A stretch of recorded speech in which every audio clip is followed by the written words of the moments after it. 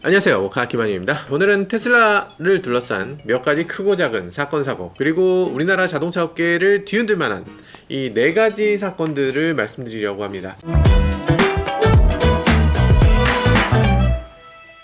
첫 번째, 빰빰. 네, 해외에서 아주 희한한 사고가 발생했습니다. 이게 정말 희한한 게 화재 사망 사고인데요. 그냥 뼈대밖에 안 남아서 다 이제 불에 타버렸다는 거죠. 일단 불에 타니까 뭐 더 이상 끌 수도 없었고 뭐 난리가 났습니다. 가로수를 들이받고 난 사고인데, 여기서 가로수를 들이받고 나서 화재까지 발생해서 정말 어쩔 수 없었던 것 같은 상황이었어요. 당시 소방관, 경찰관이 얘기하기로는 운전석에 사람이 타지 않은 상황에서 발생한 사고다, 이렇게 얘기를 해서 정말 많은 사람들을 공포에 떨게 했습니다. 이게 무슨 말이냐, 이거를 놓고서 그냥 온갖 갑론을박이 벌어졌어요. 테슬라 오너가 아닌 분들의 입장에서는 테슬라 정말 위험하네, 아니 운전자가 없는 상태에서 자율주행이 되고 그렇게 해서 사망사고까지 일어날 수 있네, 정말 위험한 거네 라고 얘기할 수 있는 거예요.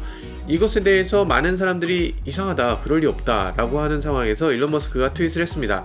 사고가 난 그 차를 조사해 보니까 그 차에는 FSD 완전 자율주행 가능 기능을 구입한 상태가 아니고, 그렇지만 오토파일럿 기능은 들어있거든요. 어댑티브 크루즈 같은 기능, 그리고 차선을 유지하는 기능, 이런 것들을 오토파일럿이라고 하는데, 이 오토파일럿은 작동되지 않았다고 합니다. 그리고 또 하나는 일론 머스크가 말하기로는 차선이 없는 지역에선 오토파일럿이 작동되지 않는다, 이렇게 구체적으로 얘기를 했어요. 테슬라 오너들도 맞다, 그 운전석에 사람 없이 어떻게 차가 움직이냐, 말도 안 된다, 이런 얘기를 했고요. 그것에 대해서 영상도 많이 올라왔습니다. 테슬라에 대한 많은 정보를 전해주시는 한테타님의 정보를 보면요, 정확하게 영상을 찍어서 정확하게 설명해 주셨어요. 이게 정말 핸들을 돌리지 않고 주행하면 자동으로 차가 서버려요. 그리고 운전석에 사람이 없다, 약간 엉덩이를 이렇게 들면 그럼 500m 만에 이게 경고가 시작돼서 금방 차가 서버린다, 이런 얘기도 해주셨고요. 이런 얘기들 보면은 사람 없이 차가 주행한다, 이건 불가능한 거잖아요. 이 기사가 잘못됐구만, 이렇게 생각되는 거예요. 그쵸? 실제로 잘못된 것 같죠? 그래서 일단락 되는가 싶었는데 이 컨슈머 리포트에서 실험을 했습니다. 일단 컨슈머 리포트에 대해서 먼저 말씀드리면, 이 오토파일럿에 대해서 굉장히 부정적인 얘기들을 했던 그런 매체입니다. 지금도 계속 이 오토파일럿이란 이름은 바꿔야 되고 더 이상 오토파일럿이란 표현을 쓰면 안 된다, 이렇게 계속 얘기하고 있는 매체고, 그것 때문에 지금 이걸 실험을 한 거예요. 이 실험을 한 내용을 보면요, 테슬라의 운전석에 사람이 없을 수 있다 라는 거죠. 그런데 그러기 위해서 많은 일을 해야 된다는 겁니다. 일단 테슬라 자동차를 속이기 위해서 이 핸들에다 무게추를 매달아야 된다는 거예요. 그리고 안전벨트를 뒤쪽으로 이렇게 사람 없이 이렇게 꽂아야 되고요. 그리고 운전자가 여기 앉은 상태에서 이걸 작동을 시키고 요렇게 넘어가서 차가 움직이는 동안에 옆으로 살짝 옮겨가야 되는 거예요. 그리고 차선이 있는 곳에서 출발시켜서 옮겨가야 된다는 겁니다. 굉장히 어렵죠? 이렇게 하면 되긴 된다는 거예요. 근데 이걸 70대 할아버지들이 했다고? 이게 좀 믿어지지 않긴 한데 완전 불가능한 건 아니다라는 겁니다. 일단 되긴 된다, 이게 컨슈머 리포트의 설명이에요.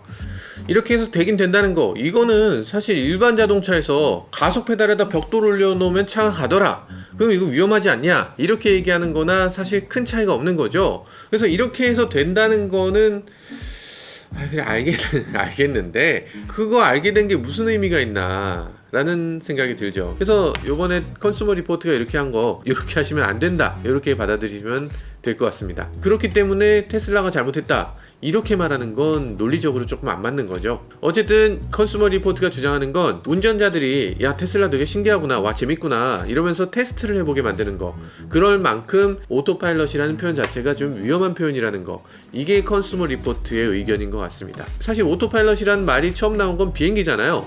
비행기에서 기장이 오토파일럿을 켜면 그동안은 뭐 어디 화장실을 가거나 뭐 이렇게 해도 뭐 문제는 없다, 이런 건데, 이 오토파일럿이 뭐 착륙까지 완벽하게 해주거나 뭐 정말 비상 상황에서도 뭔가 문제를 해결해 주거나 이런 건 아니잖아요. 그러니까 비행기 오토파일럿도 완전 자율주행은 아니니까 테슬라에서 오토파일럿이라고 말하는 게 정말 틀린 말은 아니긴 한데, 이렇게 많은 매체들이 굳이 반대하는 걸 굳이 계속 끌고 가는 이유는 잘 모르겠어요. 특히 풀 셀프 드라이빙이라는 거는 조금 과장된 면이 있죠. 굳이 그런 표현을 쓸 필요는 없을 것 같고 좀 구체적으로 표현을 해야 될 것 같아요.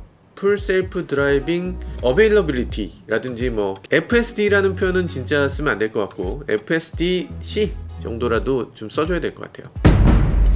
네, 오토파일럿 명칭에 대한 다툼이 많이 있고요. 문제는 또 있습니다. 이 주행거리에 대한 다툼이 있죠. 이 주행거리 다툼은 이건 다툼이라고 해야 되나?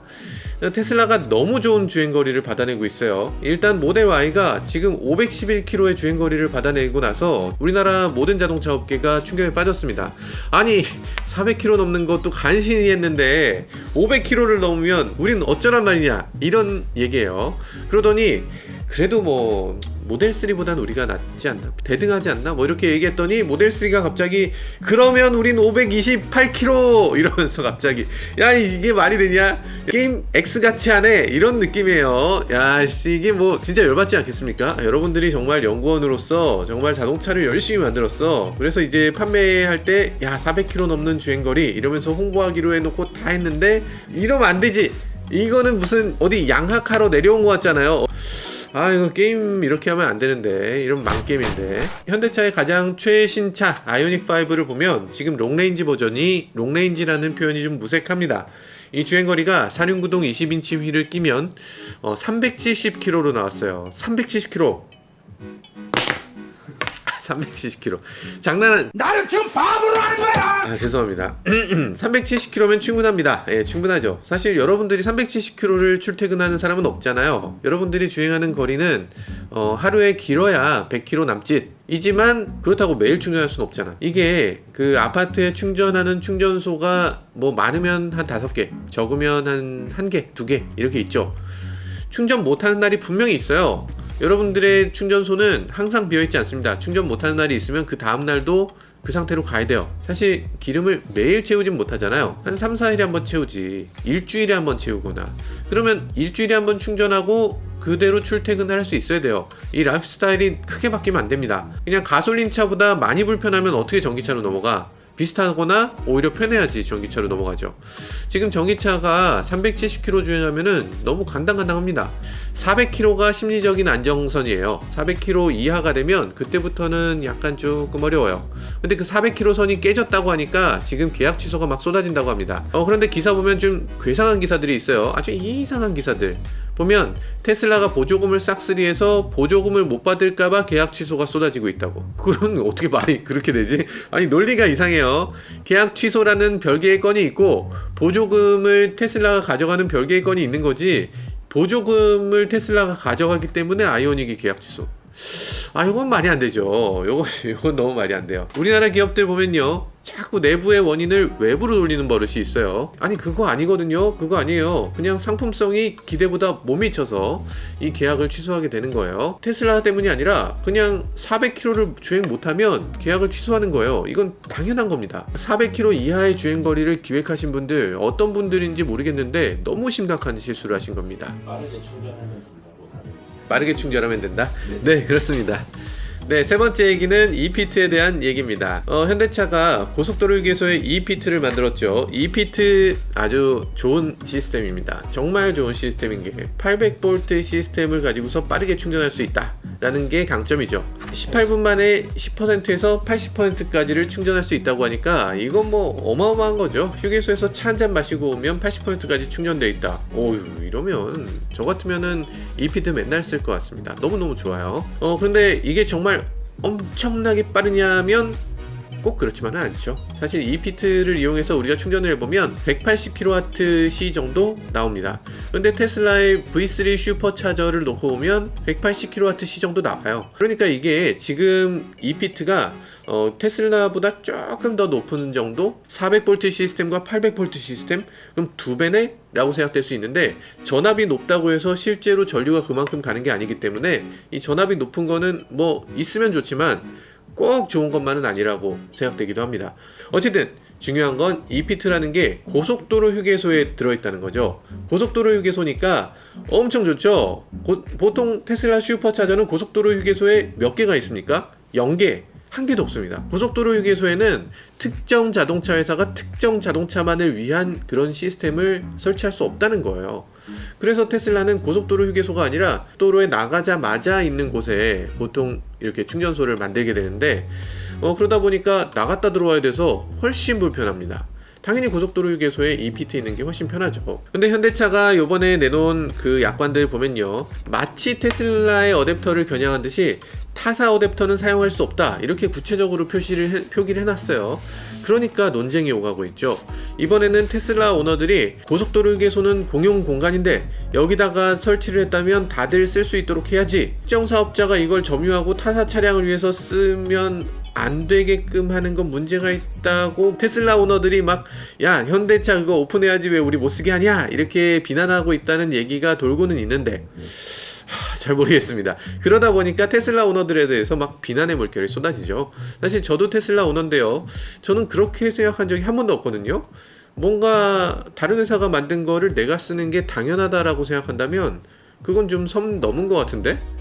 왜냐면 테슬라 슈퍼차저도 테슬라만 쓰잖아요. 현대차 차저를 만들어서 현대차만 쓸 수 있게 한다는 거에 대해서 그걸 문제 삼을 거면 슈퍼차저도 문제 삼아야지.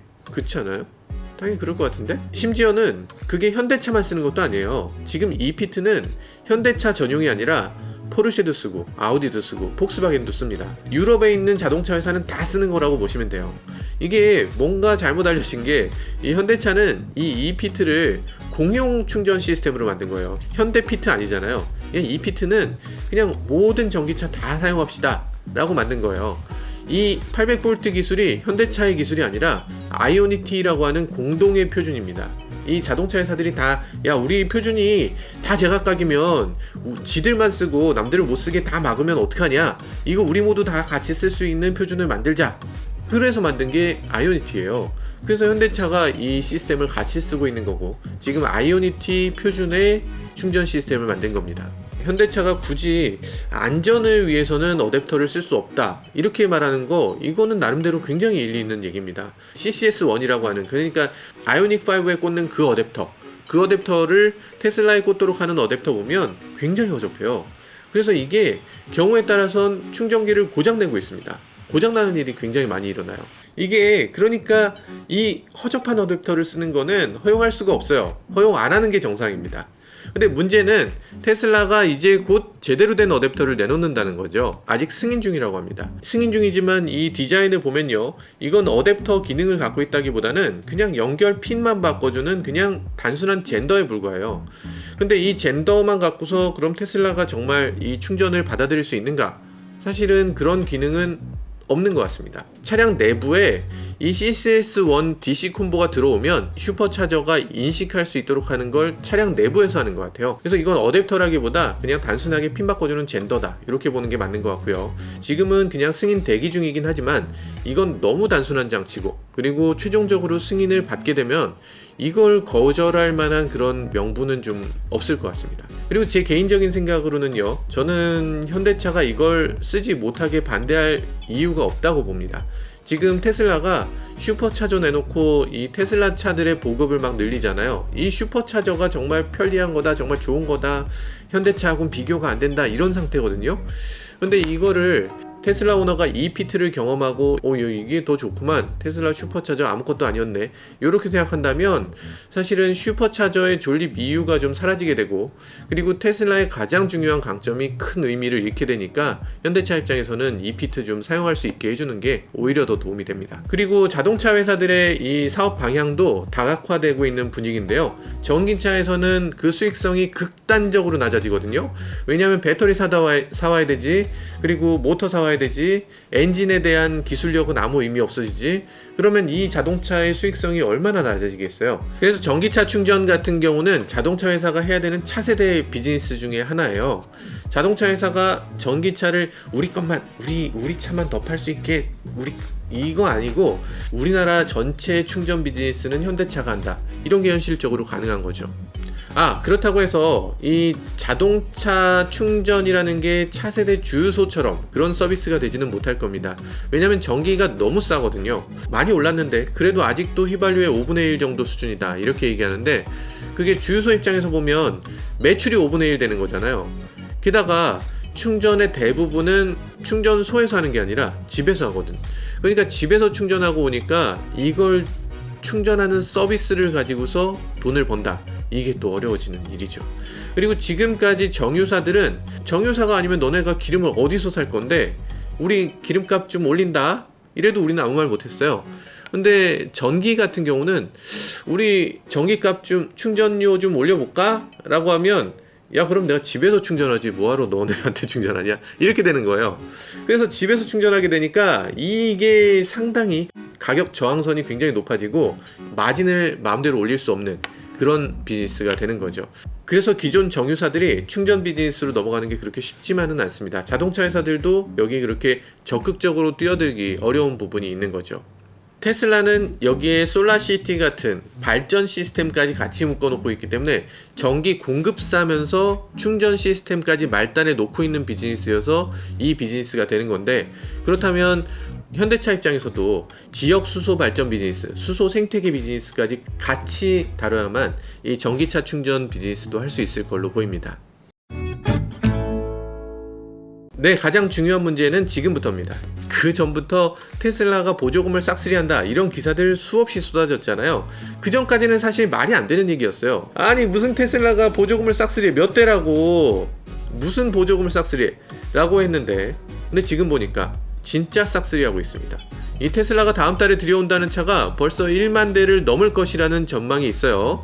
이것에 대해선 테슬라 주문 전문가 저희 김민수 PD님을 모셔서 얘기해 보도록 하겠습니다. 네, 김민수 PD님 안녕하세요. 오랜만이세요.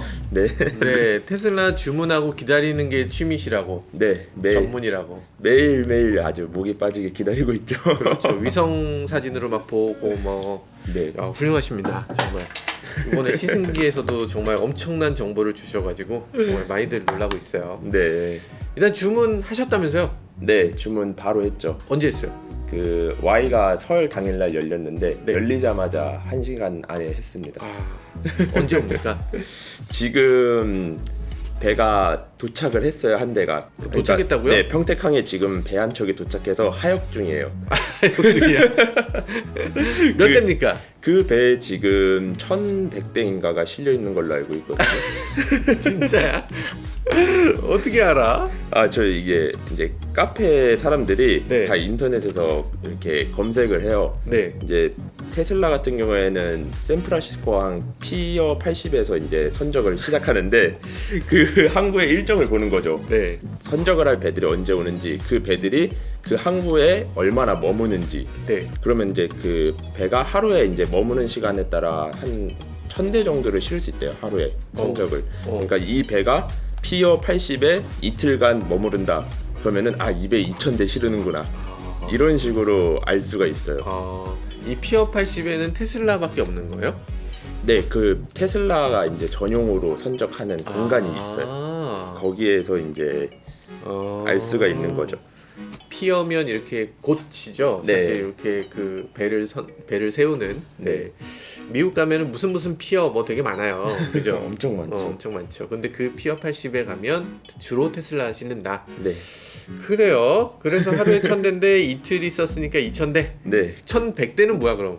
근데 이렇게 정확한 하루- 수치는 이제 지금 평택항에 배가 들어왔잖아요. 어. 근데 배가 이제 들어오면서 평택항에 신고를 해요. 몇 대 내린다. 그러면 그 신고 정보를 회원들이 입수를 하는 거죠. 대단합니다. 대단합니다. 1,100대. 테슬라 이 카페 회원들이 미국에도 있고 이제 평택에서 일하시는 분도 있고 항에서, 그러니까 정보가 막 도는 거예요, 바로바로. 대단합니다. 세상에 진짜 독하다 이 사람들. 이 사람들 진짜. 만대란 얘기는 뭐예요? 지금 그러니까 배가 거의 확정된 거는 2대. 그러니까 한 대는 들어와 있고요. 지금 한 대는 지금 제주도 앞바다를 지나가고 있고요. 네네. 그렇게 해서 그 2대가 총 3,100대를 하역 예정이에요. 예. 평택항에 그렇게 신고를 하였고, 그리고 지금 테슬라 그 피어 80 쪽에 도착한다는 배가 되게 여러 대가 있어요. 근데 그 피어 80에서는 한국에 보내고, 예. 또 한 곳은 대만에 보내고, 또 예. 하나는 유럽을 가요. 그러니까 배들이 한 6척이 거기에 지금 간다고 예정이 됐는데, 네. 그 중에서 대만 가는 배 빼고, 그 다음에 유럽 가는 게 빼고 하면 한 2대 정도가 이제 한국에 올 거라고 이제 예측이 되는 게 있어요. 이제 그 2대가 거의 6,500대를 실을 수 있는 배인데, 근데 그렇게 되면은 최대 지금 6,500대짜리 배가 2대가 간다고 했으니까 만약에 6,500대를 다 실은다고 하면은 10,000대도 가능한 거죠. 아, 10,000대도 가능하다. 그렇죠. 정확하게 아니 하는 그런 기사에서 10,000대라고 딱 써있던데 단독 이렇게 써있던데. 근데 지금 들어온 배들도 한 4,500대를 실을 수 있는 배들인데 다 꽉 채서 오지 않고 1,000대랑 2,000대 정도를 싣고 왔으니까 그래서 지금 6,500대의 캐파빌리티가 있다. 네, 에이 그런 만대 아니네. 그러면은 제가 봤을 때도 이게 거기에 선적하는 거나 이런 거 봤을 때는 정확하게 10,000대까지는 솔직히 힘들 것 같아요. 여태까지 이런 사례들을 보면은 한 그래도 정말 많이 들어온다면 한 8,000대 정도는 들어오지 않을까. 그리고 지금 피어 80에 도착했다라고 하면 못해도 15일 걸릴 텐데 못해도 15일 걸리면 대충 다음 달로 넘어가는 거 아니에요? 그렇죠. 다음 달 말일쯤에 거의 인도가 되지 않을까. 그 나머지 차량들은. 그러면 다 다음 달에 5월 달에 다 들어간다? 5월 달 초와 5월 달 말에 다 들어간다? 네, 지금 오. 5월 달에 약간 집중적으로 지금 아이오닉이랑 경쟁을 하는 것 같아서 보조금을 빨리 이렇게 자기네들이 가져가려고 그렇게 하는 것 같아요. 테슬라 쪽에서는. 지금 긴급이다 한국에다 네. 다 몰아넣자 이렇게. 네, 아이오닉에 약간 그 보조금을 빼앗길 수 없다. 약간 그런 게 있는 것 같아요. 아이오닉 나오려면 좀 더 시간 걸릴 것 같은데. 네, 아이오닉이 지금 생산에 차질이 많잖아요. 뭐 여러 가지 문제들도 있고 그리고 한국에도 많이 배정을 안 할 것 같고 정확하게는. 그러니까 사실상 테슬라 쪽에서는 한 6,000, 8,000대만 들어와도 되게 선방을 한 것 같은 느낌? 같은 느낌이 아니고 6,000, 8,000, 6,000에서 8,000 되면 수입차 브랜드별 판매에서도 거의 1위에 가까워요. 2위쯤 돼요. 브랜드별 판매에서도. 아, 그러네요. 1위, 2위가 기껏해봐야 수입차가 한 8,000대 수준이에요. 그렇죠. 벤츠나 뭐 BM이나 만대가 안 돼요. 이게 이렇게 되면 수입차 1등을 하는 거야? 충분히 5월 달에는 가능할 것 같은데. 5월달 수입차 1등을 예상한다. 네. 무섭습니다. 테슬라 두렵네. 일단 그런데 보조금을 뺏어간다 뭐 이런 표현은 좀 그렇지만 싹쓸이한다는 표현은 그래도 말이 되는 것 같아요. 네. 국내 보조금이 몇 대나 돼요? 보조금의 종류도 되게 다양한데 전기 승용차 쪽은 75,000대 정도로 알고 있거든요. 정수용차가 중앙정부에서. 75,000대. 네. 75,000대인데 지금 한 달에 거의 10,000대 가까이를 갖고 와 버리면 1년에 75,000대 다 가져갈 수 있다는 거예요? 이론상은 가능하죠. 충분히 가능하죠. 아니에요. 그건 안 됩니다. 왜 안 되냐면 이 5만 대를 넘는 순간 FTA 그 보호를 못 받기 때문에 그러네. 이 우리나라 인증 규정을 다시 테스트를 해야 돼요. 그래서 테슬라는 연간 판매를 절대로 5만 대를 넘기지 않을 겁니다. 그게 그러니까 소량은 우리가 미국 인증을 그냥 허용해 주겠다 이런 의미에서 만든 건데 그게 처음엔 25,000대였던 거를 늘어났죠. 그 FTA 재협상을 하면서 이 트럼프가 약간 여우 같은 면이 있어요. 그러니까 실속을 엄청 챙겼어요. 실속을 엄청 챙겼어요. 25,000대에서 5만 대 하는 그게 테슬라한테 너무 큰 메리트가 됐어요. 그렇죠. 아무튼 그래서 우리나라 총 7만 대인데 그 중에 5만 대를 가져가 버리면 어떡하나 이런 걱정이 들긴 하네요. 근데 이게 보조금에 대해서 7만 5천 대 예년 같으면 사실 그 정도 다 달성도 못해요. 다 팔지도 못하는 수준의 엄청난 보조금이긴 한데 지금 보조금이 간당간당한 면도 있다면서요? 네, 이게 근데 정확하게는 중앙 국고 보조금은 여유가 있어요.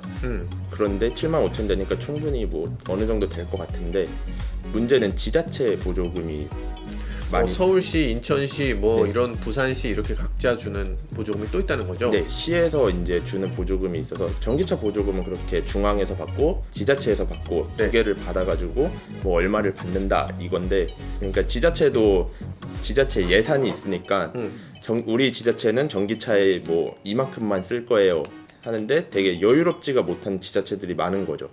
근데 서울시도 사실 여유롭지 못해요. 서울시도 지금 보조금이 거의 다 끝났다는 얘기를 하더라고요. 서울 저는 인천에서 구입해서 정확하게 인천은 좀 모르겠지만 여유 있구나. 네, 인천은 상당히 지금 여유가 있고요. 네. 맨날 매번 나오는 시는 뭐 성남, 하남 이런 데는 막 신청률만 봐도 110%가 되고 막 이렇다고 해서 항상 그 지역에 계신 분들은 뭐 내년에 받으셔야겠네요 차를 네, 이런 말도 많이 나오고 있거든요. 차를 주문해도 보조금 때문에 못 받는 일들이 많이 생긴다는 거군요. 네네네. 무시무시합니다. 그렇죠. 근데 어쨌든 지금 몇 대 안 남았다 이 얘기는 실제로 출고된 숫자가 아니라 그게 그 예약된 숫자가 그렇다는 거기 때문에 네. 사실은 어쩌면 이게 이렇게 없다 그러다가 나중이 되면 좀 남을 때도 있고, 그리고 정말 없으면 이 추경을 해서 조금 더 늘려서 하는 경우도 있기 때문에 지금 뭐 이 보조금이 동이 난다 이 얘기는 아직 조금 이른 것 같고요. 보조금이 어떻게든 되지 싶은 생각이 있어요. 지금은 어쨌든 계약하는 단계, 그리고 계약하는 사람들이 한 대를 계약하는 게 아니라 여러 대를 계약하기 때문에 네. 이게 딱 진짜 끝났다라고 보기에는 아직 좀 섣부른 판단인 것 같고, 지금까지는 보조금 충분히 받을 수 있을 걸로 예상됩니다. 근데 만약에 지자체 보조금을 안 받고 중앙정부 보조금만 받겠다 이런 경우도 가능한 건가요? 그게 19년도까지는 가능했대요. 근데 20년도부터는 무조건 2개를 다 받아야지만 가능하다고. 아니 너무 넌센스인데? 아니 그러면 중앙정부 보조금을 7만 5천 대로 늘렸다. 요거 아무 무의미한 얘기잖아요. 사실상 되게 무의미한 거죠. 지자체가 그만큼을 따라와줘야 되는데 지자체가 못 따라오면은 환경부는 뭐 나는 7만 5천 대 했어. 근데 나 할 일 다 했다. 나 할 일 했다. 네. 지자체가 안 해준 걸 나보고 어쩌란 말이냐. 뭐 이건데 네. 그게 말이 안 되는 얘기잖아요. 말이 안 되는 거죠. 답답합니다. 정말 답답해요. 보조금 싹쓸이 얘기하기 전에 이 보조금을 제대로 줄 수 있는 제도가 돼 있는지 요것부터 좀 살펴봐야 될 것 같습니다. 그리고 테슬라 가격에 대해서도 불만들이 있어요. 테슬라 가격을 5,999만 원으로 해서 이게 꼼수다 이런 욕도 많이 하는데, 뭐 어떻게 보면 꼼수라고도 할 수 있지만 솔직히 소비자 입장에선 좋은 거 아닐까요? 그러네. 아니 가격을 낮춰라 해서 낮췄는데 그게 뭐가 문제니? 그렇죠. 그리고 네. 그게 오히려 더 이렇게 전기차 산업의 경쟁력도 생기고 현대도 발전을 하려고 노력할 거고, 오히려 서로 윈윈하고 그런 거 아닐까요? 제품 가격을 낮추려고 하고. 그러네. 현대차도 가격을 좀 더 낮추게 되는 거고, 좀 올릴 수가 없었잖아요. 아이오닉 가격을 매길 때 굉장히 고심해서 이렇게 낮출 수밖에 없었을 거고, 그렇죠. 다음 차는 더 낮아질 수밖에 없을 거고, 뼈를 깎는 노력을 하겠죠. 그렇죠. 그래서 그거가 꼼수고 정말 열받는다라고 하는 분들은 아마도 현대차 직원. 그러지 않고서야 왜 화가 나? 그러니까요. 가격을 낮춘다는데 왜 화가 나? 꼼수다 얘기하는, 왜 꼼수야? 이게 꼼수인가? 약간 이상한 프레임을 씌우는 것 이상한 같아요. 프레임인 것 같네요. 그건. 네, 오늘 좋은 말씀 감사드리고요. 테슬라를 둘러싼 몇 가지 다툼들, 몇 가지 논란에 대해서 살펴봤습니다. 항상 논란의 중심에 있는 자동차 회사, 그런 만큼 테슬라가 그만큼 많은 것들을 바꿔가고 있다는 얘기인 것 같습니다. 자동차 세계, 전기차 세계 어떤 식으로 바뀌게 될지 대단히 궁금해지네요. 지금까지 저는 모카 김한효였습니다. 저는 노예 마크3였습니다. 감사합니다.